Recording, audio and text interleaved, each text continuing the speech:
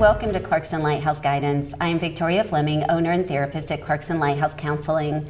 Today, I have the privilege to do part 2 in an interview with 2 delightful women in a story of overcoming even in the face of tremendous odds. Welcome Catherine Hoff-Mount and Karen Hoff-Lafnier. It is such a pleasure to have you here. As we start today's show, I just want to do a little recap. Last time we were able to talk a great deal about just what it was like to be in Norway, to be separated from your father for 6 years, as your dad had sent you, the 2 of you and your mother on ahead to Norway, where family was waiting and excited to greet you. The Germans had come in and occupied Norway. Your father was unable to join you. For 6 years you were separated. And that was a long time. And in part 1, we were able to talk about how your family was affected and how Norway was affected. And we had just ended with the fact that your mother's dad had died on the very day that you're so excited to be able to leave, get on a ship, and sail back to meet your dad. Can we pick up with you're on this ship? What was that like? And I know, Catherine, you'd made reference to that in the first show, that it was busy and it was a lot was going on. Can you tell us what that ride was like? Do you want to go ahead? It was very crowded. Everybody wanted to leave the disasters in Norway. So it took quite a while because there were still mines in the ocean that had not been exploded. So the captain announced, we had to be really careful, wear life jackets and so on. Mm-hmm. And the ship was so crowded, there were people sleeping in the hallways and in the steps. And we remember being so sick, so seasick on top of everything else. And it took us about 11 days to cross the Atlantic at that time. So just as the Depression had sent you to Norway to leave a country that was in a state of distress, now 6 years later, people are leaving Norway because a country is in distress. Yeah, that's and right. Eager to get back. So many people that, as you said, they're sleeping in the stairwells, they're sleeping in the hallways. But there are bombs that have not yet gone off, or mines that had. So just even as there were air raid drills, now you're in anticipation of possible mines. Yeah. Right. You're grieving the loss of your grandfather, but your heart must have been just pounding with anticipation to see your father. Yes. 6 years is a long time. You left at the age of 7, and you were 3. So now fast forward, and how old are you on the ship? 14. 14 and... We sailed in November and I turned 10 in December. All right, so 9, almost 10. Yeah, I'm going to say 10. Okay, so then you see land ho, you see New York is on the horizon. What was that like for the 2 of you and your mom? Well, Josie and I, we didn't know if we would know my dad because we hadn't seen him in 6 years, But my mom, of course, she picked him out right away, pointed him out to us, and he was so glad to see us. Mm-hmm. Oh, I would say crying? Lots of tears? Absolutely. And because we were so thin, without having any food, he felt really bad, and it's like he wanted to fatten us up right now. So after we got loaded in a cab, he stopped the cab at the first drugstore, bought us the biggest ice cream he could, but we all got so sick from eating ice cream, which we hadn't had for all those years. So it must have been so exciting. So it tasted so good going down, but the stomach just was not ready for that much richness. No. I remember I had a chocolate soda, and I haven't had one since. Have you? I got so sick. And that does happen where people absolutely have a bad, and never again. I had that with orange juice once, and it was like, I may never drink orange juice again. Absolutely. Yeah. So you get to hug. Before you left, didn't you end up with a ton of letters? So you did have some information before you actually got back, correct? Yes. I forgot about that. Well, my dad, even though he couldn't mail his letters, he was very faithful, and he would write almost every day. He never forgot our birthdays or, special holidays. And when the war was over, he was able to mail everything. And the post office called my mom and said, "You have to come and pick this up. There's too much for us to deliver." there was just big mail bags full of packages, and there was some food and letters, and we had a good time going through all of that. They said you have to bring a wagon. So, that's a hoot. You've got so much mail, I need a wagon. Right, Yeah, she had a wagon to pick it up. So that must have been kind of neat, because then you got to know some news about what was going on with your dad before you actually got on the ship to come back. But now you're physically getting to hug him and interact with him. Yeah. And then life, was it an easy transition? How did you cope coming back to the States? Well, it wasn't easy. Of course, now we couldn't speak any English, so we had to learn the English language again. And we started schools in Pontiac, and like I was pretty tall for my age too, and they put me in the first grade when I was 10 years old. But that was just so I could learn the language, and then once I did, I just moved up to where I should be. Okay. But the kids kind of made fun of us too. We wore these awful thick stockings that we used to wear in Norway. So we went home and told Mom, I said, we're not wearing these anymore. No, So she let us were they change. wool? Yes. Yeah, okay, so woolen stockings, okay. Right. So a lot of adjusting that had to happen, but clearly, as you had mentioned before, you've lived here in Michigan your whole lives, correct? Yes. Yeah. And you've been happily married to the same men for how many years for you? It'll be 60 this year. 60. Oh, congratulations. What about for you, Catherine? 67. 67 years of marriage, and you've got grown children, and you have grandchildren, and even great-grandchildren that you've had. But in the midst of all of those years, your father hit the age of 91, and he died. Before he passed, yeah. Okay. And then you said 2 years later, your mom hit the age of 91. Yes, and then she passed. She said she wanted to be 91, and she was. Was it like a competition? If he can live to 91, I can live to Well, 91 right. too? She just, Oh, Wow. So then you're going through all of their stuff, and what did you find?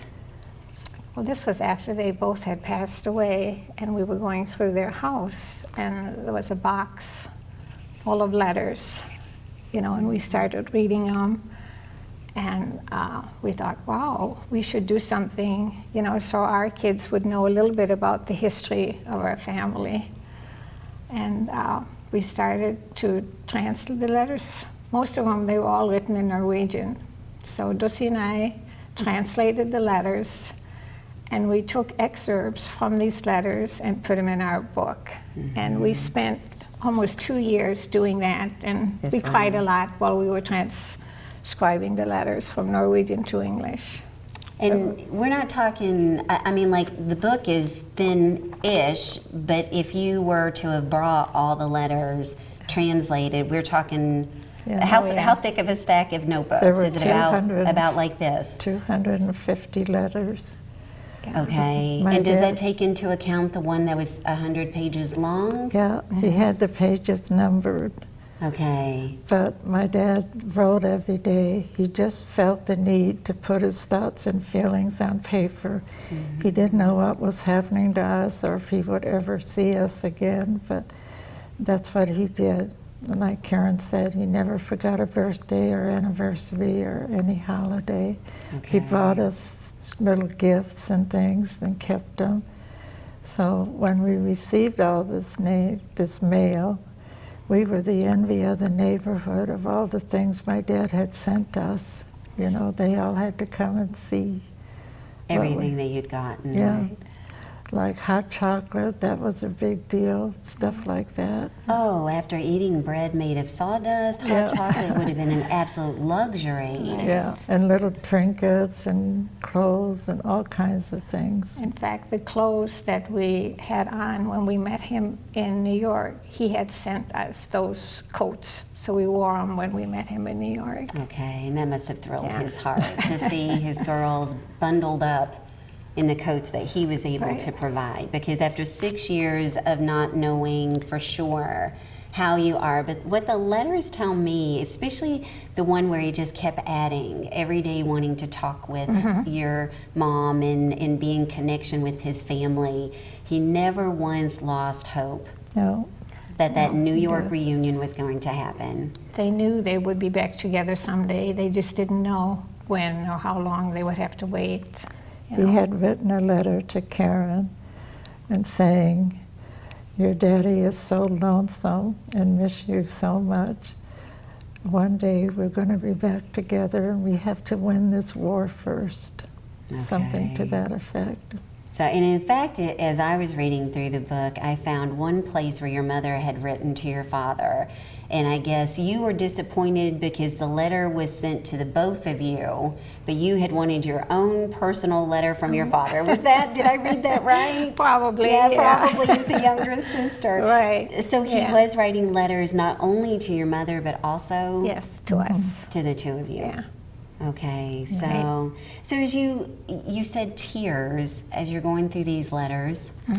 What were some recurring themes that you saw as you're reading through and translating? And I think it's important for people to appreciate hours of translating from Norwegian to English.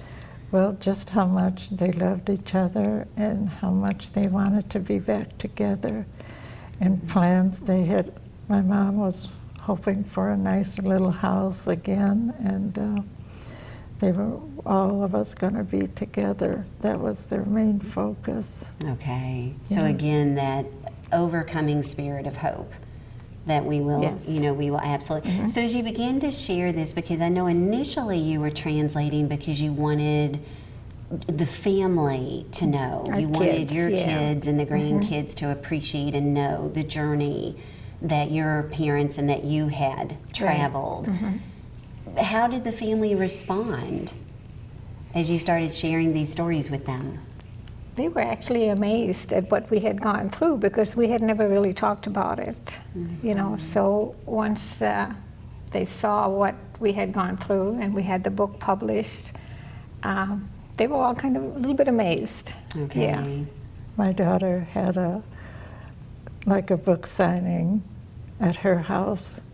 So we gave all the kids their book. She had a cake made that looked just like the cover of the book.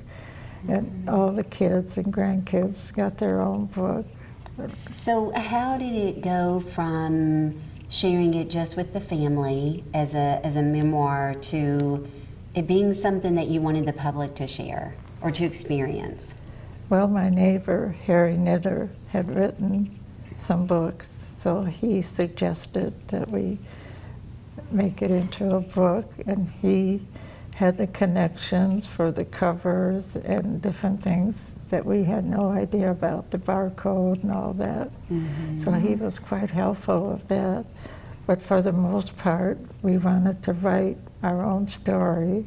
We wanted it all to be the truth and no fancy stuff put in there, like an old-time war movie or something. We didn't want that. We just wanted to tell it the way it was. Right. And there was plenty to tell. What was the impact as it was first released to the public? Well, we did a lot of book signings. We did, Eric Smith from Channel 7 did a special on us, and Dateline in Detroit did a special on us. So it was quite exciting. Absolutely. And I've always been the more quiet one, and I told Karen to do most of the talking on our travels. Okay. So, but it was a good lesson for me to come out a little bit and, be more responsive. Well, if I'm not mistaken, there's a Norwegian copy There is. of this. And Yes. what happened for that to happen? Because clearly they saw remembering the impact as being very important. And it's a beautiful, Yeah, it's a beautiful book. a publisher in Norway. He was in London, England at a book fair, and our book happened to be there, and he picked it up, and he contacted us, and then we met him in Chicago, and we went over everything with pictures and letters, and he went ahead and published it in Norwegian, and he did a fantastic job. It's a hardcover book, and the graphics are a little nicer than ours, but it's a very nice book. Yeah. And so family there in Norway also has this. Yeah. Yes. Right. And is able to remember and to appreciate Yeah. It's what all happened. Yes. It's all exactly the same inside, just prettier. Right, just prettier. Prettier. Okay, Yeah. Well, we were talking about the Scandinavians are very pretty people, so it's just appropriate that. Oh dear. So, Yeah. as you read through the letters, did it trigger a lot of memories for Oh you? yes, it We sure cried did. buckets. Okay, so She would take a group of letters and I would take a group and then we'd get together and compare our notes, you know, and it was a lot of work, but we learned a lot. Yeah. So, Catherine, I'll ask you first, and if Karen, if you have an answer first, I'll go to you. But Okay. if you were to say your one takeaway in reading the letters between your mother and father, what was the impact? What was the one takeaway that you had as you compiled the book, as you read the letters? Well, I would say the love for each other Yeah. was very strong, you know. Yeah. All They they would thought do- about and all they wrote about was what they were going to do when they got back together, you know, find a house and have the family all together. Right. So do you find that your family has a great appreciation for family, for love, for Yeah. shared memories? Oh yes, very much so. We're very family oriented. We do everything together. We get everybody together. We celebrate everybody's birthdays, and you know, we have a really nice family. Catherine, we alluded to the fact that you are in fact in a battle with cancer and have been for how long now? Over a year, Over a year. Okay, Very and I know the good. initial chemotherapy was very, very taxing. It was hard. Yeah. So, but I'm happy to say I am in sort of a remission. I will always be on chemo the rest of my life, but just a shot every 2 weeks. So hopefully I can get some of my life back. Okay, absolutely. I haven't been able to do much because the chemo was so aggressive. Okay, and I know Yeah. Karen, you've walked that road with her. Right. Yeah. Absolutely. So I just want you to know, as I look at you both, I so appreciate sisterly love. I so appreciate your being there for each other, because you were there through the 6 years in Norway, ever since. Now as you're on a different road, you know, a different overcoming situation, I appreciate that you've never given up hope. And I think that's why, as I read the book and I read the letters and I experienced what you encountered, I was so impressed by that. So as we wrap up this portion, was there any last comment that you wanted to make? Well, I must tell you about 2 of my dad's brothers. They were kind of rough and tough guys, and they liked to smoke. Of course, there were no cigarettes available. So they would walk behind the German soldiers and pick up their butts and make their own cigarettes. So they were caught one day and had to run for their lives because they were being shot at for picking up, you know, those guys. They kept their radios as well. And when the war was over, they put the radio in the windows and just let them blast. And I do need to appreciate your father was one of 11. So Yeah. when you went back to Norway, you went to big family. We had There's a lot of family. A lot of So aunts and uncles, a lot of cousins.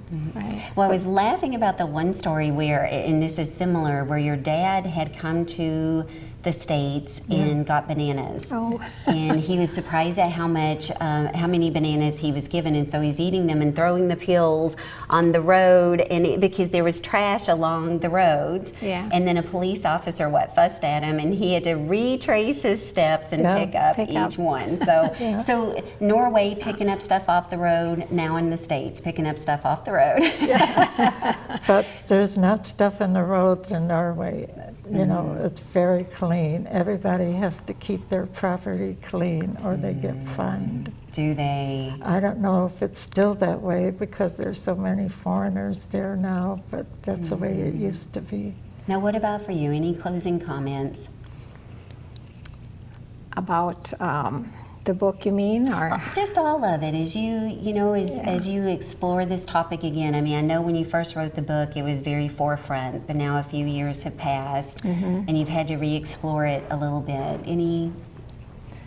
Well, I think we are both lucky to have such close family ties with our kids and grandkids, you know, and that's just so important to us to have a good family relationship. with Yeah, my it mom is. and dad too. When they were alive, we always included them in everything we did. And they celebrated how many years of marriage total? 65. 65. So you beat them. I mean, At I was hoping to 67. make 65, but So we got a little bit of a competitive spirit in this family. Yeah. 91, I can make it 91. So. Right.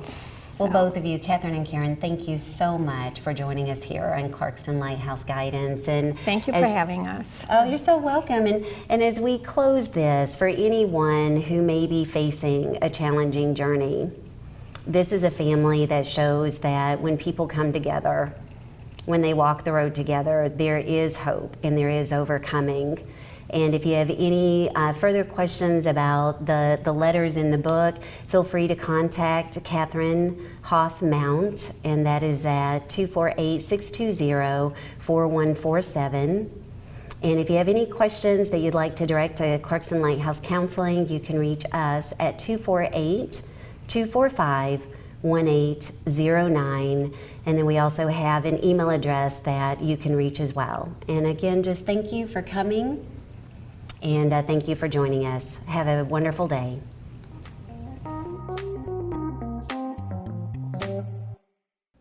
The views expressed in this show are for general educational purposes only and do not constitute professional advice on any subject matter, nor do they necessarily reflect the views or opinions of its guests or of Independence Television. If mental health assistance is needed, please seek professional licensed treatment.